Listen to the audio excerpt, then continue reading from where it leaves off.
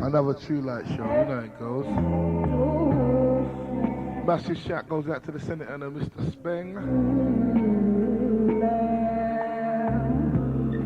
And all those locked into the 916 right now.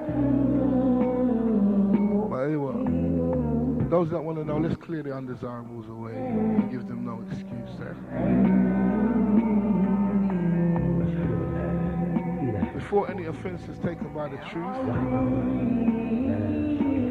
right knowledge, right wisdom, right understanding, overstanding, which leads to Nawabu.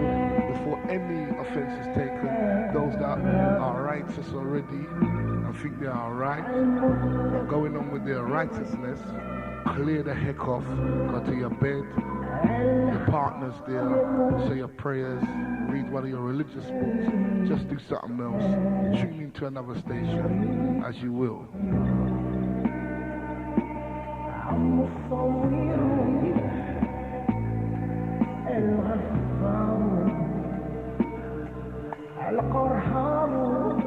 Okay, let's take it there, we're gone now, right? Now those that are content to learn the truth and want to learn more, grab a pen and a piece of paper, some light refreshments, kick back, relax and listen. We're stepping it up a level. The master teacher again, okay?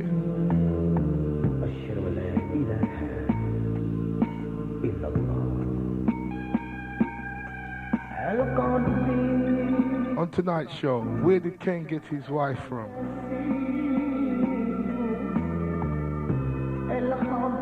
Okay, for those that read the Bible, they'll know that's one of the first questions to come with. Adam and Eve have Cain and Abel. Cain kills his brother Abel. Where did he get his wife from? If you have your Bible, just flick through it and you can see it plain as day, you know.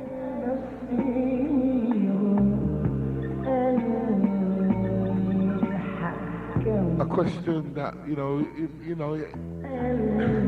you gotta ask it, innit? Where did Cain get his wife from?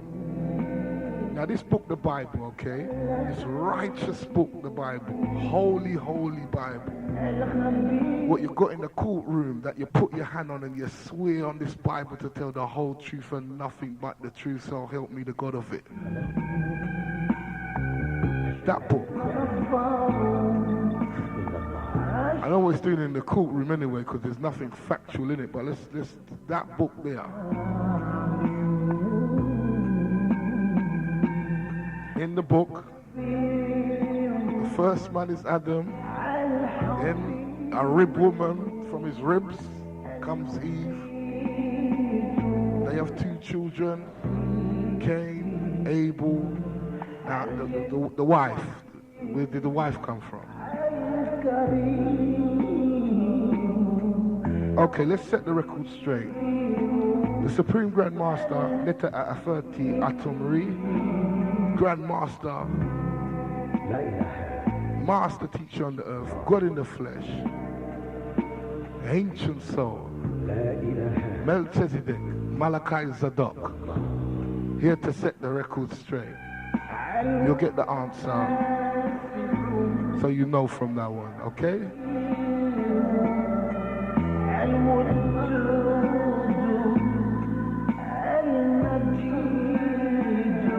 Now the Master Teacher, Dr. Malachi Ziyu, now it's Dr. Malachi Ziyu, no bogus doctor or put the title on himself, no rambling. Just facts that you can go and research and verify, not leading them nowhere or where it feels like it, just bringing back our ancient science of the earth, Nawab.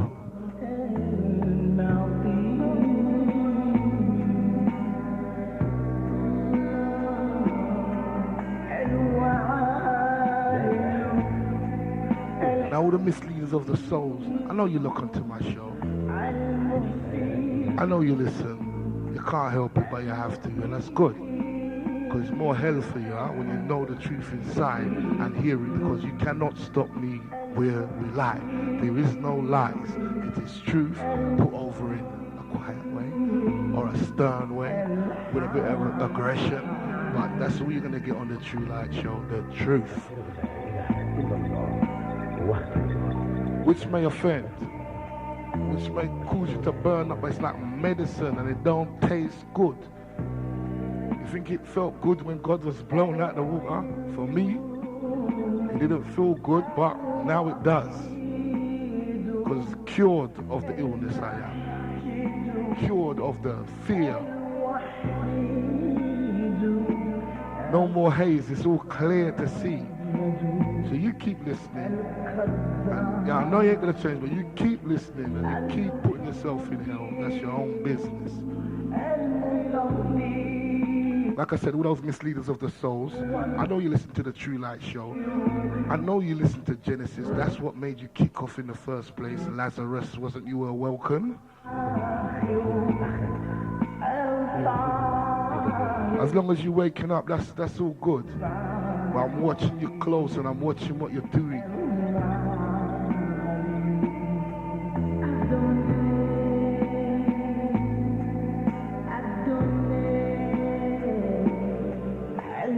Because you see, being that this was the first, you know, the alpha, you can see the change that comes in after, a little bandwagonist, for the fame, for the glory, thy will be done, no, my will be done, ego tripping niggas.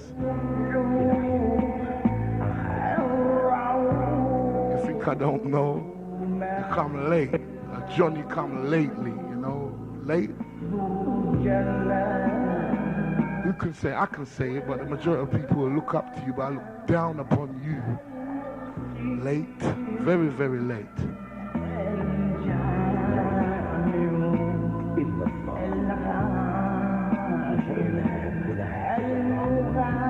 Okay, remember halfway through the tape I'll be giving out the question and answer classes of the United Noir Nation of Moors ran and about the capital.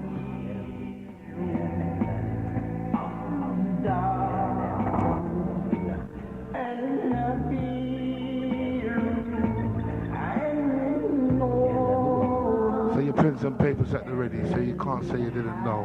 Check it out, they're absolutely free to attend, nobody bites.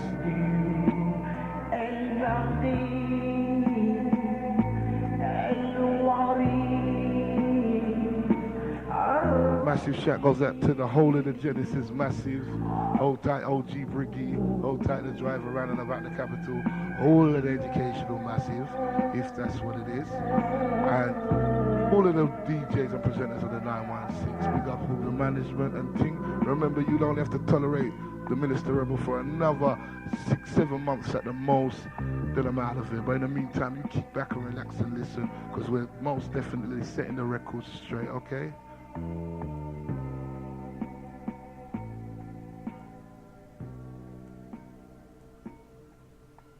Okay, the city. Set the record straight.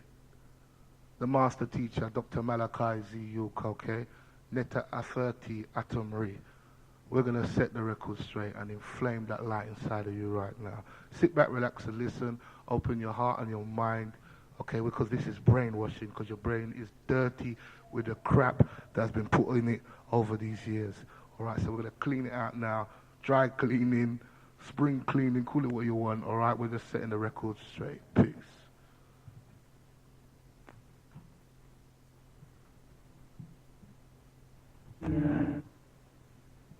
Okay, you know the telephone number of the studio, 0795-777-5477. I'm out of it.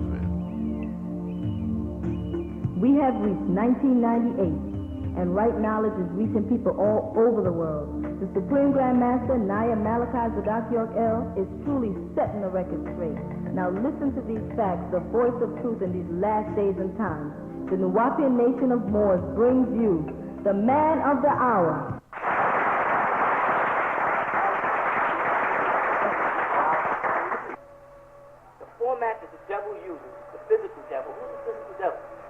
Devil, I mentioned y'all many times in Genesis chapter 3, right? When they speak about, and which is verse 15, when they speak about the seed of the woman and the seed of the serpent.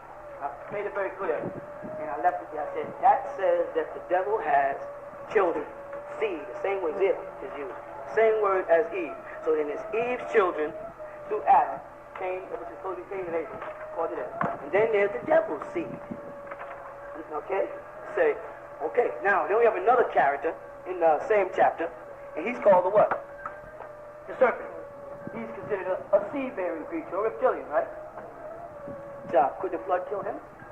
No. Because as a reptilian, or a Leviathan, or a sea creature, the rain don't bother him at all. He just went under the waters after the flood. So after the flood was over, they were reptilians still walking around. Even who could talk? Obviously, because according to them, he was a reptilian and a tree, a serpent, who was able to speak with a whisper, if for anything else. So those children exist. Those are the devil's children. Right now, Cain, on the other hand, what does he do? Let's tie that in.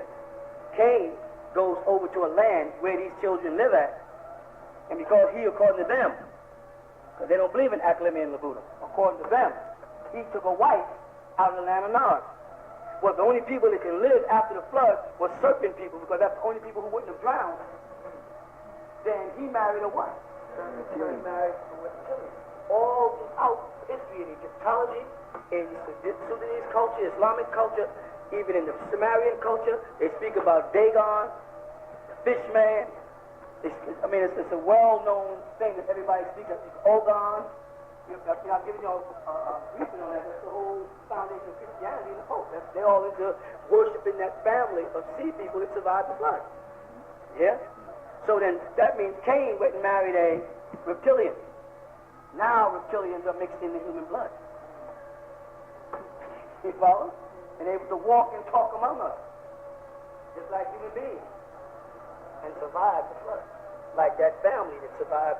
Now, Noah, or Nephishtim, whatever name they want to use, survived predominantly because he was in a ship. But the reptilians didn't need a ship to survive. You follow? They mixed in with the daughters of men, and they created these mighty beings. These mighty beings walk among us today. The sons of Cain and the serpent. They look like human beings. These are saffron. I don't know if I wanted to say it. Sad thing about it was as much it was so important, I should say, it was so important for people to stay in tribes before. And it was, said, marry your own kind, stay amongst yourself. But see, the devil has a doctrine too. He said if you're married too close, something's wrong with the genes. So we, at one time in Africa, and Egypt, you'll find they married cousins, first cousins. They kept things in the blood. So that's the only way they knew I'm not marrying a reptilian, I'm marrying the same blood.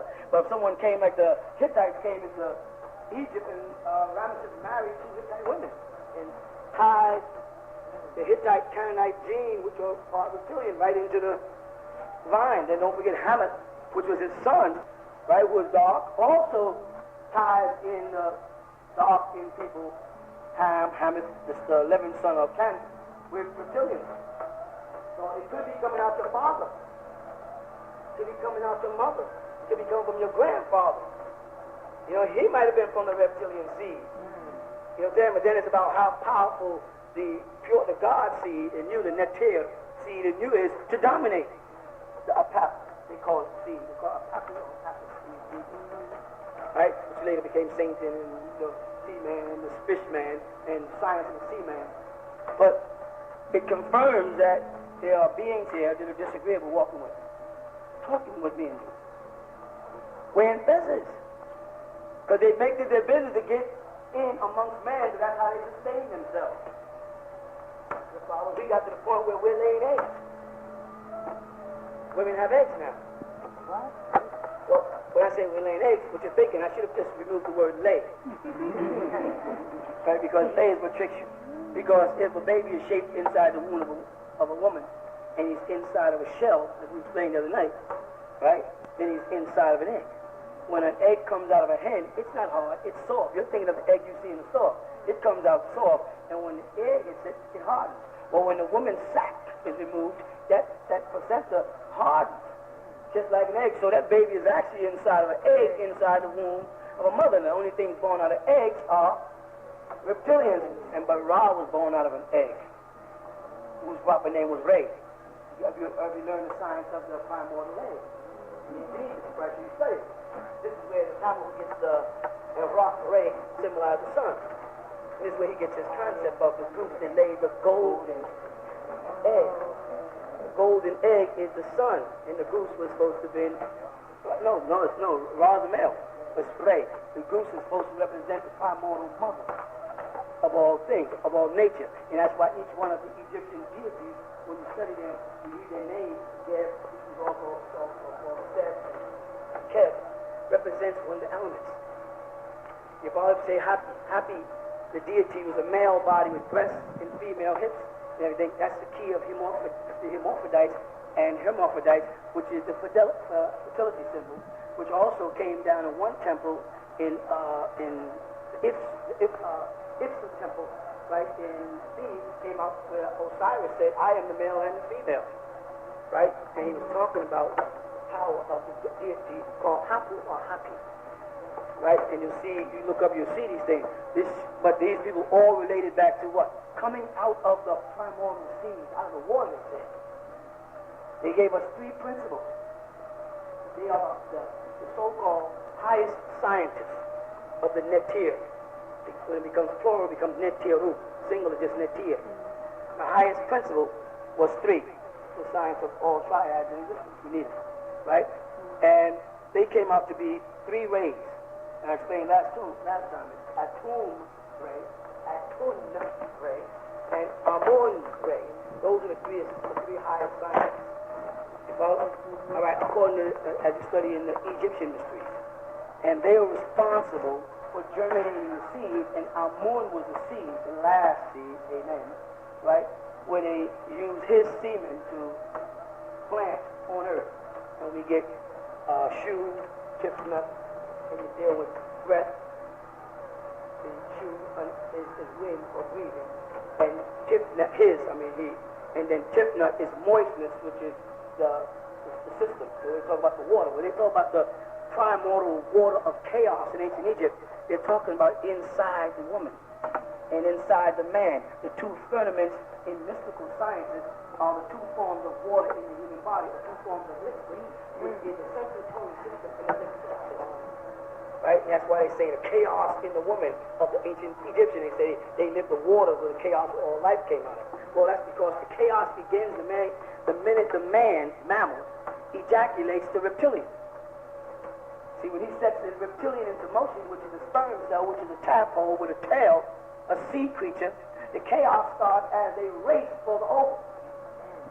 And that's why they call it in ancient Egyptian the chaotic seas that was taking place in triple darkness. 3 stages again. Inside the womb of the mother, as the sperm is rushing, all these sperm cells, we see them, they're like chaotically racing. You ever see the picture of it? Racing to get to the egg first. And the first one or first two that make it, twins, or that's how the germination takes place. And then it's closed around them, and then the 3 other stages take place in the womb. That is the tadpole, on into the gray, and then on into the human being, the hairy creature. Because when you was in the womb as a gray, you didn't have any hair on your body. That's why they would say you see gray, you have big eyes, gray at the bottom, and no hair. Well, if you look inside and they check pictures of a woman, a baby, you see he's in there gray. Because the sun hasn't hit him yet to turn his pigmentation into color, and his melanin couldn't be activated. He was inside water. When I take your hand right now and soak it in water, just keep it in there for, I don't have to wait 9 months. All the brown would disappear. Your hand turns gray. You ever see it? Your hand starts turning gray. That's what you look like.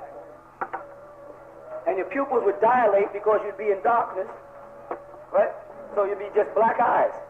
You wouldn't have a little black dot in the iris, and then a brown or a hazel. You'd have one big black eye, which they refer to as the iris, which is what the word ray or rock really means, the iris of the eye, the circle.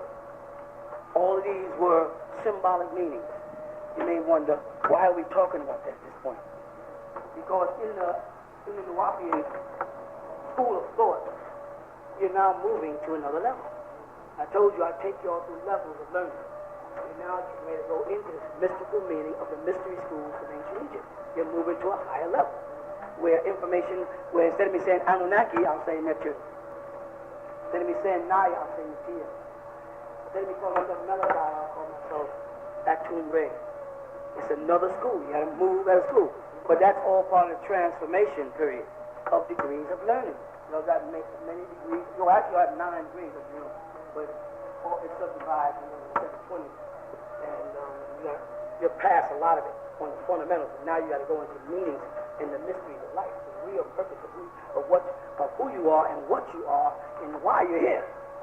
And that may not be as nice as you like to hear the truth, but it's the secret that's been kept sacred for so long about man. And man has been given the illusion that he is such a grand creature and that he's a warm-blooded, compassionate, caring animal, you know, not even an animal, because he refused that title also. He gives himself a new title, which is a human being, so it sounds close enough to the supreme being, and it makes him feel that he's all right because he's in the image and after the likeness of God. He just never told us what God. Right. He never told him how he's in the image and after the likeness of God if he doesn't do godly things. He'll say, well, I give charity, that's a godly thing. No, it's not. That's a chain of life thing to give charity. What do you mean by that's a chain of life? Make the chain of life simpler. Something eats the fetus. And the mosquitoes bite you. So if you could eliminate all the mosquitoes on the planet, would you?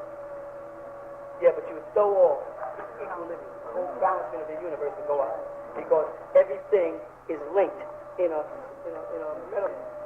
chain of mutation from every insect, every sea creature. There's something in every species that look like something else.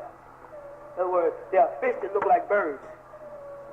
And there's insects that look like snakes, and snakes that look like insects, and snakes that look like they can walk without legs. If you see, there's a prototype or an evolutionary stage through everything, as if everything is one long string. And they say chain because they want to assume that it had been broken at one point. Right? And there's a missing link to the game. But the alteration of the chain of life stopped when you and I became intelligent enough to move into an environment where we couldn't be eaten. You see, we die by gunshots, old age, sicknesses, and diseases. But we belong in an environment where we could be eaten. The same way the chicken belongs in an environment where it can be eaten. In the same way the bat preys upon the mosquito. And the mosquito goes towards the light. Because the light is warm at night. And the bat can't see, so he won't get blinded as he goes towards the mosquito. Who arranged that? Some intelligence set this system up so that everything on the planet would grow properly.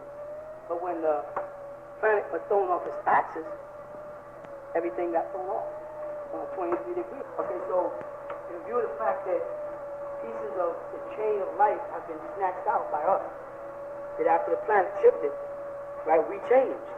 We became no longer dependent upon our superiors, our gods, our Netu, our Anunnaki. We started going for self. It became a law of survival. And we broke away from the order and ran and set up tribes. moved into the woods, moved into anyways, now we're more, of course, in the cities. But we moved and set up little, what they refer to as communities. And we derived with new ways of surviving. In other words, if I'm not going to go where bears at because I can't feed a bear. I'm not going to roam if I'm in Kenya where lions are because I can't beat a lion. Now roam where ostrich are because I can beat an ostrich and I can eat it. So I then came up with weapons of destruction. But I said they were not for destruction when I was using them. They're for hunting, for food. And then the hunting shift from hunting food to defending myself because me and my tribe were better hunters than you. So we had more food than you. And y'all was doing bad. So y'all said, hell, why should we hunt? We just go over there and take their food. And tribal wars start. And man starts fighting each other. You follow what I'm trying to say? But what happens is, when we move out of the woods, where we're supposed to be accessible to the lion, and supposed to be accessible to the bear, or whatever animals that we interfere with the whole ecology of the planet. Because, this may sound crazy, because the human is not in the defecation of the animal to make certain plants grow. You understand? Because manure is what makes the planet grow. And a human is supposed to be a part of what's in the manure of animals to make certain plants grow. But they're not. So certain animals that depended on that, what happened? They died off. You follow? And they call them mythological creatures and write them off and say, oh, they're just mythological. Oh, the mermaid is a mythological creature. There's no such thing as a mermaid. They make sure there's no traces of a mermaid, but time proves that it is. So you know that people now, you have guilt. You was in a sack of water for 9 months, drinking water before you came here. And the atmosphere is moist. And if you don't have this moist atmosphere, you'll dehydrate. If you don't drink a certain amount of water or liquids and bathe and immerse yourself in water, tub or shower, and how you're obsessed with making love on the beach or going in romantic or going to the beach or the swimming pool and just merging under the water for some reason, you feel quite comfortable there. Well, if you took your hand and held it right in front of your face, right, and moved it straight at yourself, you have what's called impact. Correct? All right. Trees grow upwards. They're not square. They're round. Why? Well, when the seasons change and the winds come, they're shaped aerodynamically so that the wind wouldn't be hitting a flat mass. Otherwise, the first windstorm would flatten all the trees. They're made round so that the wind could move around them, and the stronger trees with the strongest roots will survive, and the weaker ones will crack off and die, crush down, become soil for a regrowth. Everything that nature creates, nature don't create square mountains. It creates aerodynamic mountains. They're shaped like this. So wind can come, go up, and increase speed to come down and be a tidal wave or pull the pollen to another area to germinate it. So it carved the shape of things. Got it? So nature sends things in a direction against air or wind aerodynamically so it doesn't meet with resistance. Again, I said, take your hand and assume your hand is the air. If it comes directly at your face, it meets resistance. It hits a flat surface. This is why when you're walking and it's real breeze, most of us who lived up north at one time know that, you have a tendency to do this. You don't do like this. You tuck your head down. You know, because aerodynamically, the way your nose is shaped and the curvature of your head, top part of your head, the curvature of here, this way this comes down, the way it passes your nose, or and you say, well, aerodynamically you'd be moving this way. How are your eyelashes shaped? Do they curve straight? Do they go straight out? Well, if they were supposed to catch things coming at you this way, like your mouth, they should have your eyelashes would be this way. So that when something comes, you go and lock it up. Your eyelashes are this way. For the two directions you should be traveling in. So if I'm traveling this way, and dirt comes to get into my eye, it'll catch it. That's why your eyelashes are shaped this way, because I should be moving this way. And this way, because I can move in the opposite direction, but they're not like this, which they should be. And that's made clear by your mouth. Your teeth are made like this, so that food won't fall out. You have to swallow now. Only time food falls out your mouth is when you're talking. That's when your grandmother says, "Boy, girl, stop talking at the table, and I'm gonna slap you in the mouth." Close your goddamn mouth. Right? So human beings should be moving this way. Why we have wings? We swim. We flew. Because when anything that's in this atmosphere that is flying is actually swimming. And if you've ever been on a plane and you look over, you see water on the wings.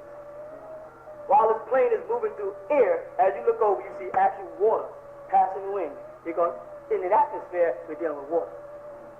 We're calling it air, but it's nothing but a gaseous form of water. So we are actually still breathing water. We don't have enough liquid in our lungs. We dehydrate or our lungs collapse and you're dead. Hear that? So now we have disrupted the order of things. We have thrown off the natural order by not being available to be some other creature's food the way other animals will come in your camp. Rabbits will hop through your... the deer will walk right up. If we stay long enough, a deer will walk up, Like... and you take your bone out, boom, and then next he's gonna... what do they call those things? A rotisserie? In a rotisserie even. You follow? So, nature, Gaia, is quite a simple. The ancient Egyptian name for earth was Tanin. T-A-N-E-N. T-A-N-E-E-N. Sounds familiar to you because you heard the word Tanin for dragon in the Torah. Sea creature. The question should be, why is it being called the earth when it's predominantly water? Why would you be identifying it with the dry land when the land mass is a fraction of the water? And then they say we have the Atlantic Ocean and the Pacific Ocean and the Indian Ocean, and they're all connected. There's no separate, there's no different oceans. They're all one mass of water. The land masses have been divided only by the fact that some are underwater, so you don't see the connection. There's no separation between America and Africa. If you went out into the middle of the Atlantic Ocean between America and Africa and went down, what would you come up with? You'd hit soil. That means the soil is there and the two land masses come up and they call them surface. There's no such thing as land, Africa versus Asia versus India. It's all one. There's no ocean.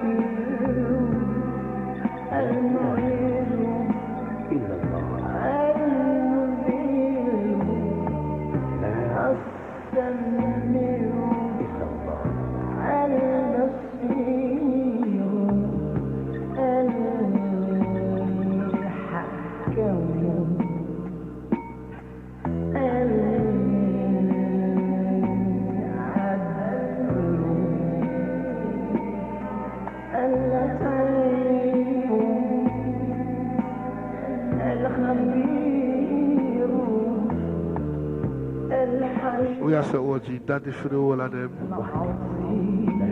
You're locked into the 916 most definitely. This is the True Light Show. My name's the Minsta Rebel. We're taking you up until the hours of 1. I hope you enjoyed the first half of that tape. Where did Cain get his wife from? But it goes a little bit deeper than that because it's a stupid Bible question. And as you see, the master teacher takes it much deeper and further. Massive shout goes out to the Trevor in London City and the two Kevins listening out there. Hold tight, Joe. Hold tight, Julius up there in the Bromley side of things. Okay, telephone number of the studio 07957775477. I hope you grab your pens and your pieces of paper. I'm going to give out the question and answer classes for the United Nubian Nation of Moors around and about the capital, and also the bookstore. So run, grab them if you haven't now.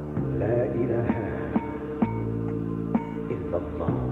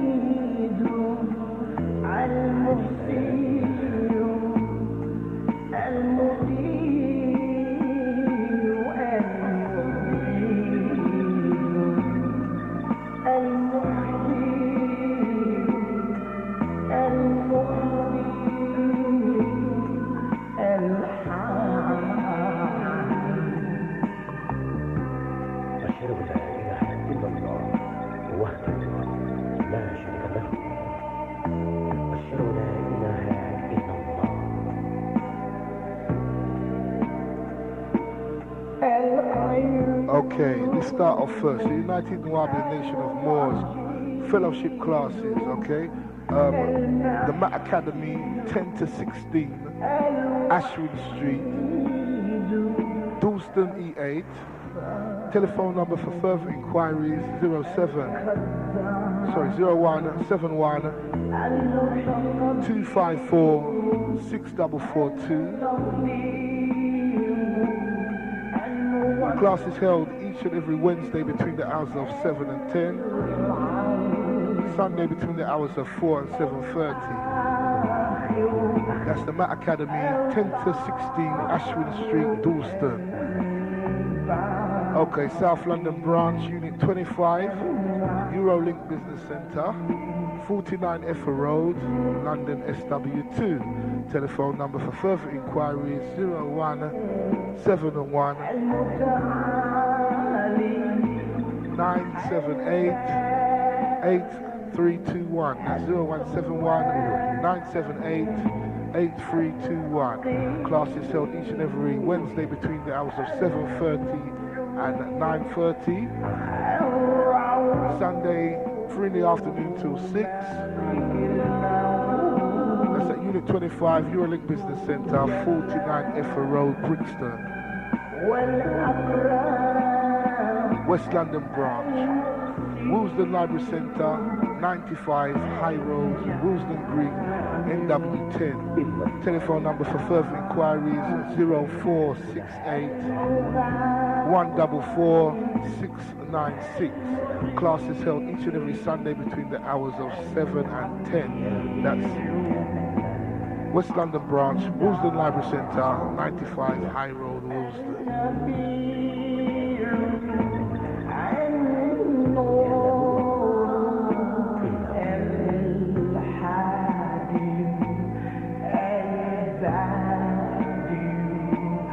Also, 39 Croydon branch, okay? 39 High Street, Fulton Heath, Surrey, London, Croydon.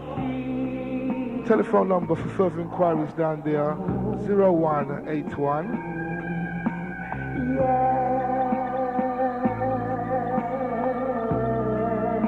239 0939. Class is held each and every Sunday between the hours of 2:30 and 5:30. Wednesday between the hours of 7:30 and 9:30. Okay, that's at 39 High Street, Fulton Heath, Surrey, London, Croydon.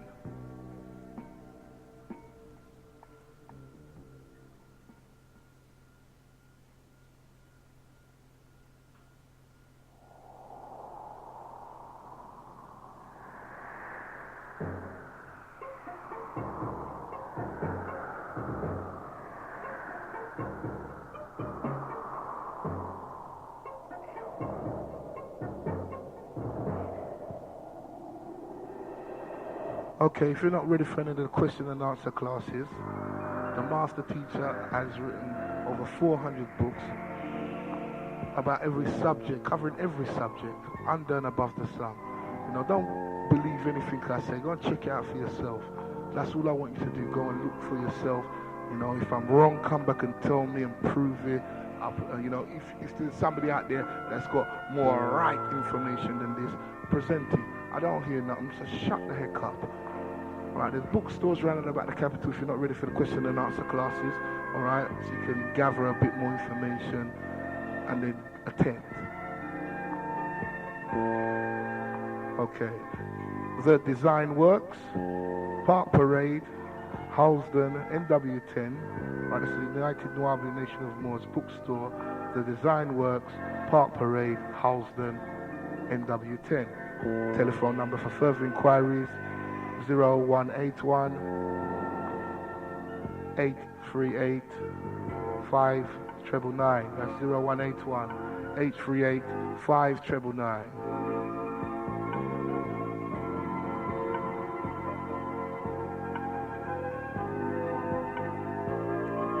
Okay, also Tottenham, Seven Sisters Road, the indoor market. Alright, that's telephone number for further inquiries 0181 809 0284. Remember, you could obtain the original tablets and you can see where all these weak, washed down stories come from. You can get the proper translation of the Torah, the proper translation of the Quran. Compare, do some research for your soul's sake and the children's.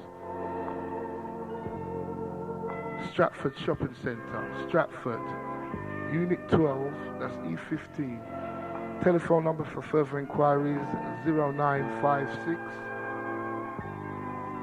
521 496. That's 0956 521 496.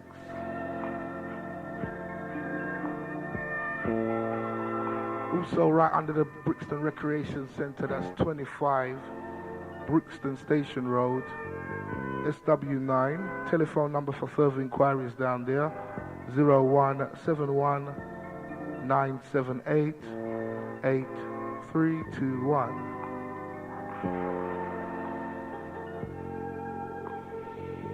Swing over to Dalston. Okay, 42 Bulls Pond Road. That's off of Kingsland High Road, Islington N1. Telephone number for further inquiries 0171 254 6442.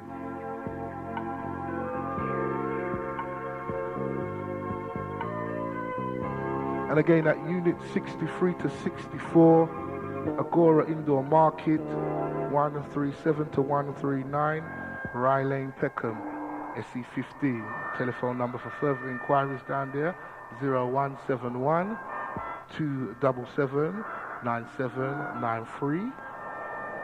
Also at Unit 105, Broadway Market, 7 Longmead Road, Tooting, SW17. Now all these bookstores and question and answer classes running about the capital are there for you to check out. And we have one more, that's 39 High Street, Fulton Heath, Surrey, Croydon. Telephone number for further inquiries 0181